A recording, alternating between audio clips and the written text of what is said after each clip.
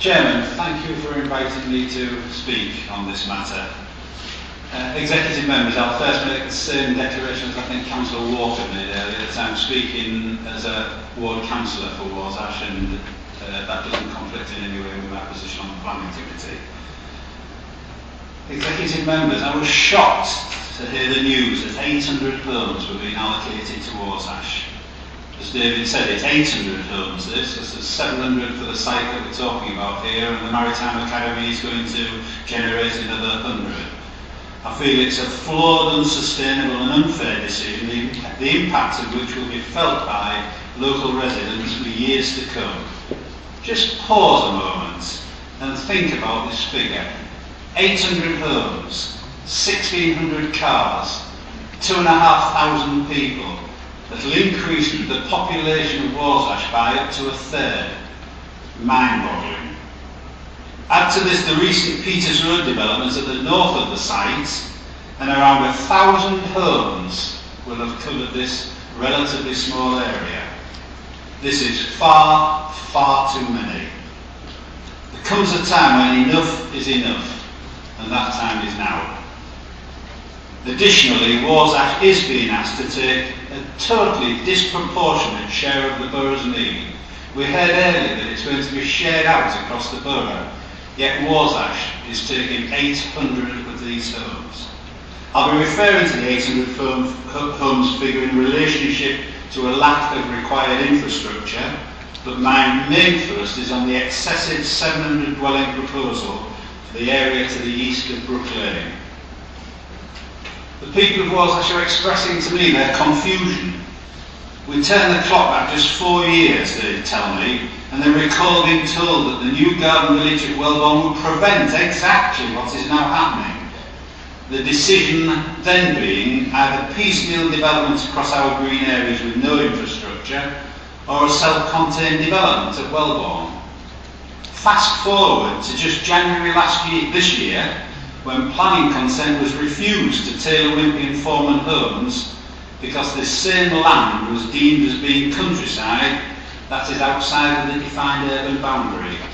Both of these have now been overturned, so I think we can all understand the local confusion. We all know and understand that housing is needed, but as always, the planning development comes forward without the supporting infrastructure, or at best it significantly lags behind. Let's take a look at local infrastructure. Schools. Even with the County Council's model of, I think, 0.25 of a child per new home requiring a primary or junior place, that's 200 new children will need to be accommodated in our 4 local schools. All are currently full, and in fact Lock's Heath this term had 280 applications for 120 places, meaning that many currently within the top catchments lost out. That 200 will generate a need for 7 new classrooms. They'll need to be provided. Where? I'm afraid that the normal Hampshire County Council will usually come good won't wash this time. The delivery of 7 classrooms in the local catchment schools cannot and will not happen, I would contend. Such is the flawed planning system in this country that medical provision cannot be considered by planners. But up to another 3,000 patients will need to be registered locally, which of course will mean it will be nigh on impossible to get a doctor's appointment within a reasonable time. Now let's consider local highways and their ability to cope with up to 1,000 extra vehicles daily. With access roads, Brook Lane and Barnes Lane, that have remained largely unchanged in the past 50 years, and are no better than country lanes by the leisure centre on Barnes Lane and Brookfield School on Brook Lane, and were never built to cope with the current level of housing, and these cannot be improved to take additional traffic. Brook Lane has a 2,000 pupil school on it, and Barnes Lane has a primary, junior and 2 preschools on its short length, all adding to the gridlock. Exit these and you join the static traffic that runs to and from Parkgate to the Windover roundabout, or to our boundary at Swanwick every weekday at key hours. We're going to add perhaps 1,000 additional cars to this problem, and as we've come to expect, Hampshire County Council, the Highways Highways Authority will see no problem. It's incredible. And I just wonder at what level of extra traffic would Hampshire County Council say no? I despair with them at times, and I honestly think sometimes that we'd get more common sense if Sarah Greenfant became our statutory consultee on highways matters.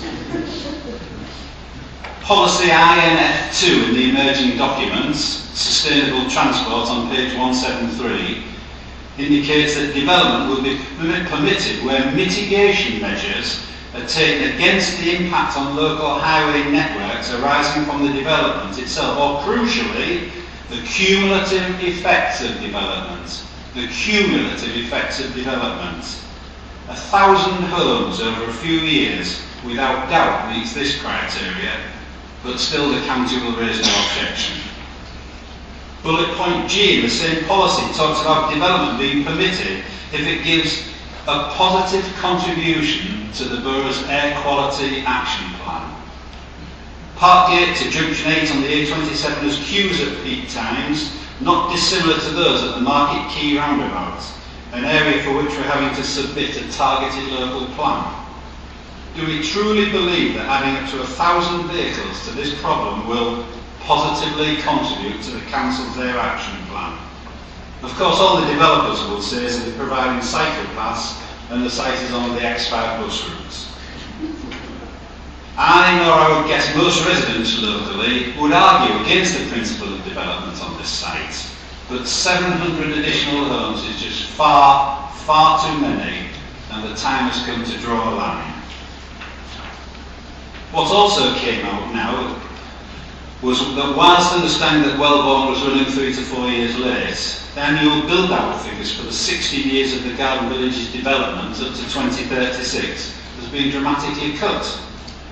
This, despite the Wellborn planning inspector finding them sound at his inspection, and despite many examples across the country of build-out rates being significantly higher on similar schemes. Is there an alternative to Warsash, it's fair to ask? One that perhaps ticks more of the boxes that the Warsash proposal doesn't?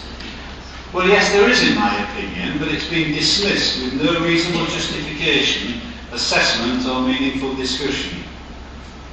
Newlands Farm, for those who don't know where it is located located to the northern end of the Stubbington Gap, a huge area separating Fareham from Stubbington and Daedalus in the south. You really do need to stand in the middle of this area, as I did recently, to appreciate what an incredibly large area this is. A point picked up by the government planning inspector, who told the council it had to review the size of its strategic gaps, both this and the Neon Gap. We of course now have the application in from Hallam Land Management for a reduced number of dwellings, 1,027, to sit between the new Stubbington bypass and Longfield Avenue. This new access road is proposed to run parallel with and to the south of Longfield Avenue, and will in due course, this proposal apart, form a natural new northern boundary to the gap, whilst respecting its integrity.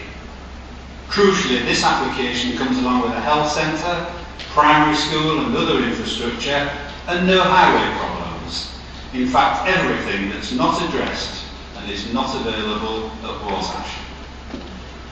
Access-wise, this development would be afforded speedy access south to the new employment opportunities at Daedalus, and north via the bypass and newly configured Titchfield gyratory roundabout, access to junctions 9 and 11, which will then be dual carriageway for the full length. I've studied the emerging local plan and can find no sensible or acceptable reason for this site not being considered ahead of Warsash and Porchester for that matter. Let's look at the 3 reasons given. Page 174, Road Network Improvements, 11.46, gives a bland, unsubstantiated statement that the bypass is not being provided with an intention of serving or facilitating additional new homes. Why? Of course, it will inevitably be used by those residents of the proposed 475 new homes on Newgate Lane South who wish to travel west.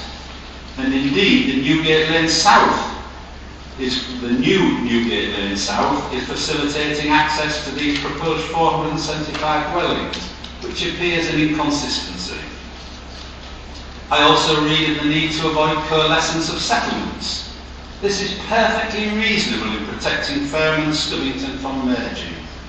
However, it is rebutted in the new Hallam Land proposal's illustrative master plan that shows the distance between their southernmost proposed home and the nearest one in Stubbington as being over a quarter of a mile, over 400 metres including a road. I'm sure that no one in this room could accept that this is not adequate separation. I've cited this in the context of Wellbourne, where the inspector ruled as satisfactory the 50 to 75 metre buffer zones between Fundley and Wellbourne.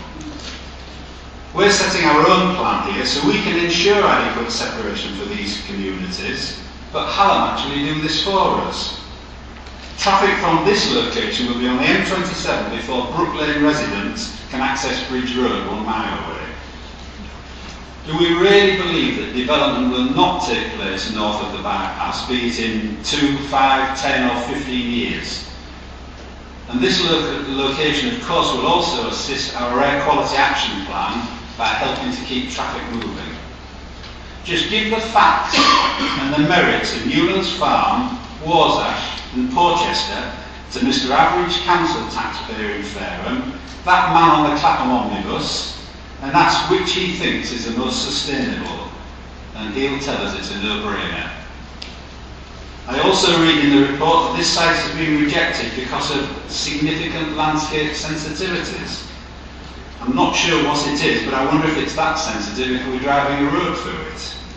And I can only assume that the sensitivities don't extend into the southeast corner of the gap, as we've both a solar farm and a proposed 475 homes there. I've received no satisfactory answer to these points other than the rather baffling differences between buffer zone, strategic gap and countryside, not understood by me, let alone residents. Possibly after a full appraisal, this site may not be deemed appropriate, but to not consider it when Warsash and Porchester have so many barriers that cannot be overcome is almost negligent. If this were to be an approved site, this would lessen the impact on both Warsash and Porchester by 500 homes each, which would then be manageable in both of those areas and sustainable while still meeting our housing needs. I have of course felt it likely that some of the Brook Lane gap may need to be released for house building, and it is of course split into pretty well 4 parcels of land, all under multiple ownership and subject to 4 current applications. I hoped at the worst that the land to the south of Greenway Lane would be preserved, but I'm told that we couldn't do this as we'd have to explain to developer A why he has been refused yet developer B has been accepted. All or nothing. I find it extraordinary when it's quite clear why the northern sites would be preferred against those to the south. But never in my wildest nightmares did I ever think that all of this land would be released for up to 700 homes. This is not an objection to housing per se, it's an objection to the sheer volume. Emerging Policy D4 on page 159, Coordination of Development and Piecemeal Proposals, proposes that sites such as this will not be permitted if the multiple applications do not maximise place-making opportunities. Our wish would be, should this go ahead as proposed, for such we would wish an integrated development, but we wait to see whether Taylor Wimpey and Foreman Homes in particular will play ball, as their applications have been on our books for almost 2 years now. Given the pressure we are under due to our lack of a 5-year housing land supply, will we refuse them until an integrated 4-developer plan is agreed? We'll see. The draft development framework for this site on page 285 provides a basis for such an integrated development, but crucially does not include any car parking to the rear of the site, to the south of the site, to serve the proposed junior football pitches, as required in the community space provision on page 283. Such a provision would inevitably eat into the proposed public open space. The report on page 282 also proposes a north-south footpath and cycle path that will link through to Warsash village through the Victory Hall car park. But that is, of course, privately owned land, and there's no space for such a provision. What will happen now? But this will go to public consultation. The residents of Warsash and Portchester will object in their hundreds, and the proposals then, they have to go ahead, such is the pressure the council is under to permit volume building and quickly. I've supported virtually every decision of this council over the past 5.5 years, but I'm truly struggling with this one.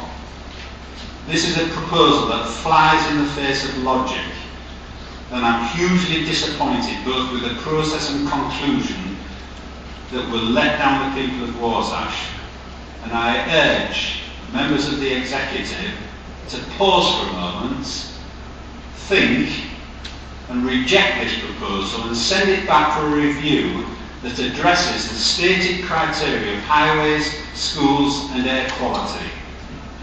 Officers, I suggest, should also conduct a thorough appraisal of the obvious merits of Newlands Farm, the current application for which addresses every single one of the issues that the Warsash proposal does not, the ones that the residents of Warsash are rightly up in arms about.